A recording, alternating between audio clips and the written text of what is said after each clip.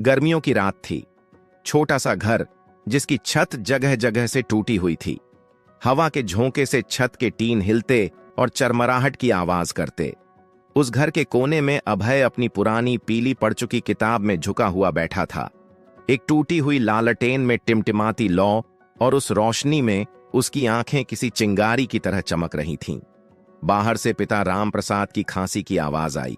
वे rickshaw चलाकर लौटे थे। उनके पैरों की नसें सूज चुकी थीं, लेकिन घर की रोटी का इंतजाम करना था। अभय बेटा, उन्होंने थकान भरी आवाज में कहा, इतनी रात को पढ़ाई मत कर, आंखें खराब हो जाएंगी। अभय ने मुस्कुराकर जवाब दिया, बाबा, आंखें खराब हो भी जाई, पर सपने पूरे होने चाहिए। रामप्रसाद कुछ पल बेटे को देखते रहे। उनके चेहरे पर थकान भी थी और गर्व भी। पीछे से मां कुसुम आ गईं। उनके हाथों में मैली साड़ी थी, जो पूरे दिन लोगों के घर बर्तन मांजते हुए और भी गंदी हो गई थी। अरे, तूने खाना भी नहीं खाया अभी तक, बस पढ़ाई ही करता रहेगा। अभय ने किताब बंद की और बोला, अम्मा, मुझे भूख से ज्यादा ज्ञान की भूख है। कुसुम ने बेटे के सिर पर हाथ रखा। उसकी आंखों में आंसू थे। गरीब मां बाप के लिए सबसे बड़ा सपना यही होता है कि उनका बच्चा उनसे बेहतर जिंदगी जी सके। लेकिन कौन जानता था, इस टूटे हुए घर से निकला यह लड़का एक दिन पूरी दुनिया को चौंका देगा। अगले दिन सुबह सुबह ही अभय ने पिता का रिक्शा धोया।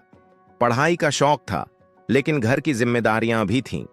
दिन में स्कूल, शाम को रिक्शा खींचने में मदद और रात को पढ़ाई। उस दिन स्कूल में अध्यापक ने एक सवाल पूछा, बच्चों, तुम बड़े होकर क्या बनना चाहते हो?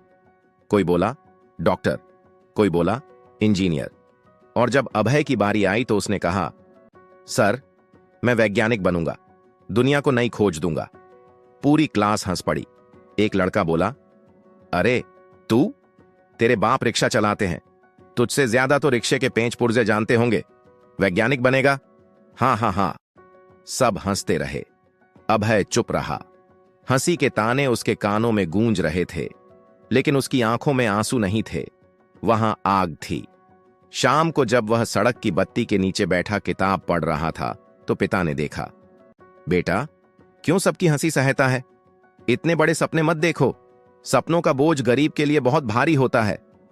अभय ने धीरे से कहा, बाबा, अगर मैं सपने छोड़ दूंगा तो ये टूटी छत और यह गरीबी कभी नहीं टूटेगी।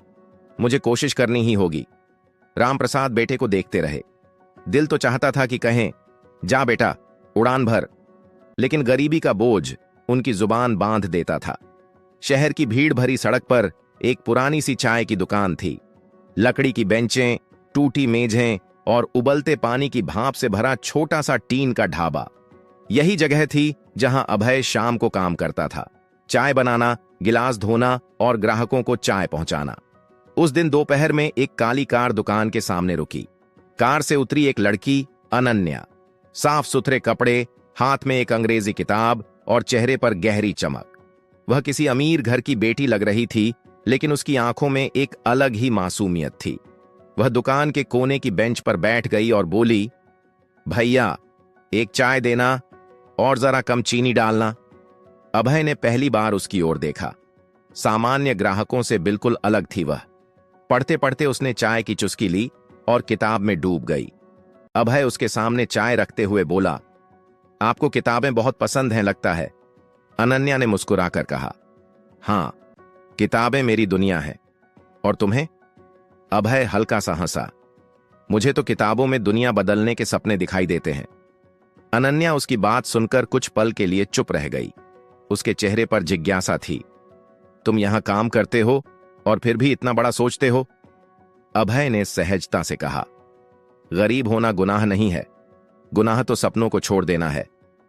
अनन्या के चेहरे पर हल्की मुस्कान आ गई। वह शायद पहली बार किसी चाय वाले लड़के से इतनी गहराई वाली बात सुन रही थी। अगले कई दिनों तक अनन्या रोज वहीं आने लगी। किताबें पढ़ना और चाय पीना उसका रूटीन बन गया था, और हर बार अभय से कुछ बातें जरूर हो जाती। एक दिन अनन्या ने पूछा, अभय, तुम्हारा सपना क्या है? अभय ने बिना हिचकिचाए कहा, मैं वैज्ञानिक बनना चाहता हूं। एक ऐसी मशीन बनाना चाहता हूं जो गरीब किसानों की मदद करे, ताकि मेरे जैसे बच्चे भूखे न सोएं। अनन्या ने उसकी आंखों में देखा। वहां गरीबी की परछाई तो थी, लेकिन उससे भी गहरी चमक थी, सपनों की चमक। वह बोली, तुम्हारी आंखों में आग है, शायद यही आग तुम्हें मंजिल तक ले जाएगी। अभय ने हल्की हंसी के साथ कहा, लेकिन इस आग को बुझाने वाली हवाएं भी बहुत हैं। अनन्या ने किताब बंद करते हुए कहा, तो फिर तुम्हें इतना मजबूत बनना होगा कि हवाएं तुम्हें हिला न सकें। दोनों की बातें धीरे धीरे दोस्ती में बदलने लगीं। अनन्या अक्सर अभय को नई किताबें लाकर देती। बदले में अभय चाय की दुकान से उसके लिए अलग से अदरक वाली चाय बनाता। गांव शहर की दूरी, अमीरी गरीबी का फर्क, ये सब कुछ उस वक्त जैसे मिटने लगा था। लेकिन दोनों नहीं जानते थे कि यह दोस्ती जल्द ही उनकी जिंदगी की सबसे बड़ी परीक्षा बनने वाली है। अनन्या अब लगभग रोज ही चाय की दुकान आने लगी थी। यह जगह सिर्फ चाय की नहीं, बल्कि अभय से मिलने की जगह बन गई थी। वह किताब खोलती जरूर थी, लेकिन ज्यादातर उसकी नजरें पन्नों पर नहीं, अभय पर होती। एक शाम हल्की हल्की बारिश हो रही थी। दुकान की छत से पानी टपक रहा था और बाहर कीचड़ फैल चुका था। अनन्या हमेशा की तरह अपनी बेंच पर बैठी थी। उसने अभय से कहा, आज मौसम कितना खूबसूरत है ना? अभय ने कप धोते हुए मुस्कुराकर कहा, मौसम तो तुम्हारे लिए खूबसूरत होगा, मेरे लिए तो परेशानी है। बारिश का मतलब है घर में छत से पानी टपकना और किताबें बचाने की जद्दोजहद।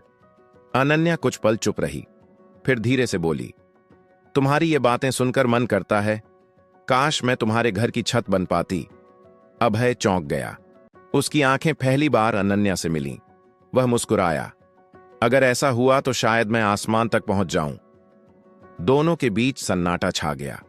बाहर बारिश की बूंदें गिर रही थीं और अंदर दोनों के दिलों में एक अलग ही धड़कन गूंज रही थी। उनकी मुलाकातें अब गहरी दोस्ती में बदल रही थीं। अनन्या ने अभय की मदद करनी शुरू कर दी थी।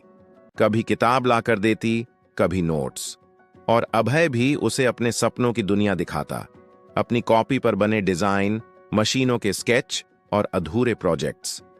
एक दिन अनन्या ने कहा, अभय, तुम एक दिन बहुत बड़े वैज्ञानिक बनोगे और उस दिन मैं तुम्हारे साथ खड़ी रहूंगी। अभय ने उसकी आंखों में झांक कर कहा, और अगर मैं असफल हो गया तो?